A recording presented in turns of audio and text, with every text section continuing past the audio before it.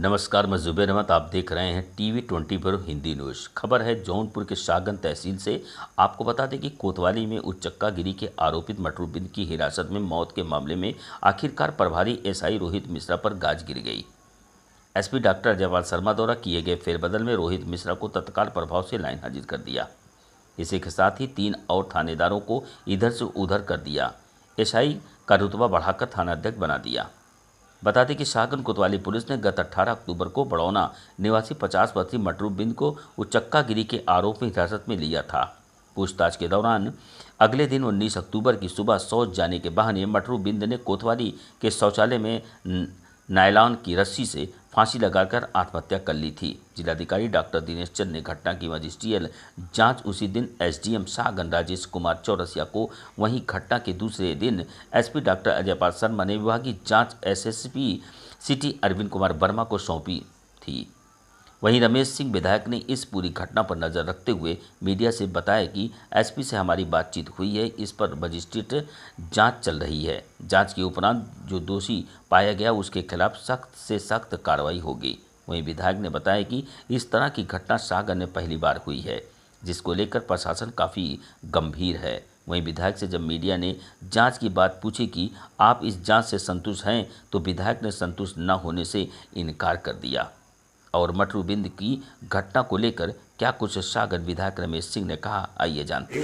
एक आपके विधानसभा में कस्टोडियल डेथ हुई शाहगंज में, उसका क्या मामला है? उसके परिजनों से आपकी मुलाकात हुई? जी देखिए, बहुत ही दुर्भाग्यपूर्ण घटना थी।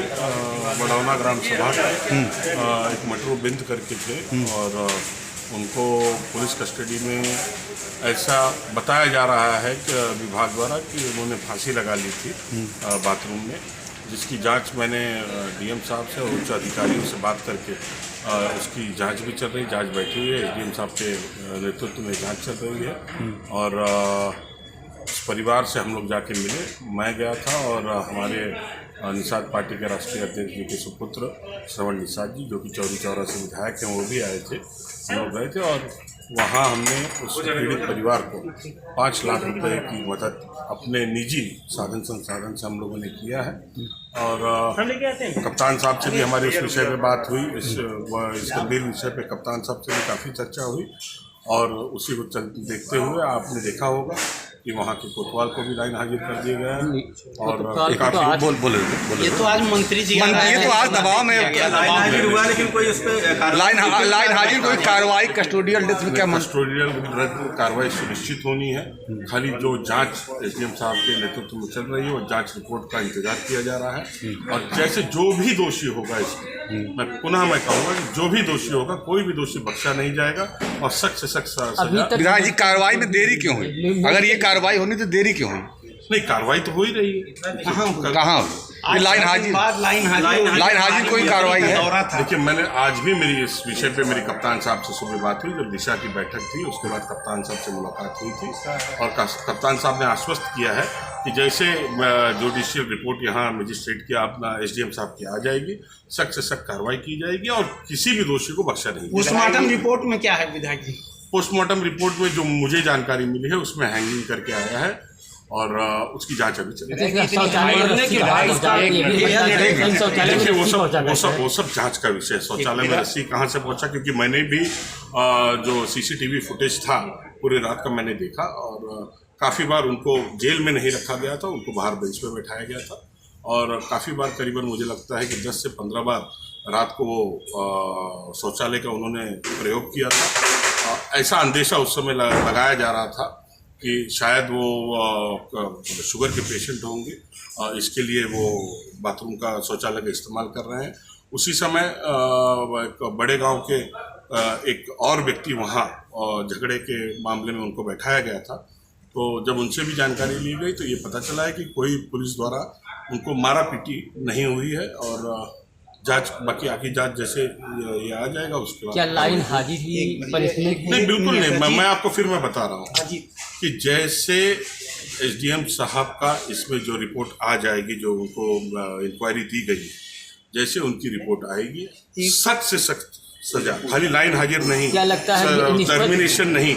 अगर ये लोग लिप्त पाए जाएंगे, दोषी लिप्त पाए जाएंगे तो जेल जाना भी इनका सुनिश्चित है। ये विभाग तो वही कर रहा है, क्या निष्पक्ष लग रहा है कि जांच हो पाएगी? तो मुझे तो पूर्ण रूप से विश्वास है महाराज योगी जी की ये जीरो टॉलरेंस की सरकार है और इसमें निष्पक्ष जांच होना ही सुनिश्चित है। जब 6 दिन बाद तक कार्रवाई नहीं हुई अभी तक कोई सस्पेंशन की किसी के उसमें प्राइमा फेसी नहीं, प्राइमा फेसी देखिए सस्पेंशन की कार्रवाई तो कल ही हो गई थी। नहीं, कल शाम कल शाम लाइन हाजिर है, लाइन हाजिर है। खाली सिर्फ इनका जो रिपोर्ट है एसडीएम साहब का जो इसकी जांच कर रहे हैं वो रिपोर्ट का इंतजार हो रहा है। जहां इतना हम लोगों ने धैर्य बनाया है और थोड़ा धैर्य बनाइए, बहुत जल्द इसका निर्णय आ जाएगा। ये भी सुनने में आ रहा है कि मरने के 3 घंटे बाद उसकी एफआईआर दर्ज की गई है। इसके बारे में मुझे कोई जानकारी नहीं। विधायक जी, कस्टोडियल डेथ की जो मामला है इसको कितनी संवेदनशीलता से देखते हैं और क्या आप संतुष्ट हैं? ये जो कार्रवाई 6 दिन बाद हुई है, क्या आप नहीं? देखिए, मैं तो इसमें बिल्कुल संतुष्ट नहीं हूँ। ये कार्रवाई बहुत पहले हो जानी चाहिए थी। लेकिन ये जो कस्टोडियल डेथ की आप बात कर रहे हैं ये बहुत गंभीर विषय है और ऐसी घटनाएं बहुत कम आपने प्रदेश में देखी होंगी और दुर्भाग्य से हमारे सागंज विधानसभा में मटरू जी के साथ में भी हुई है।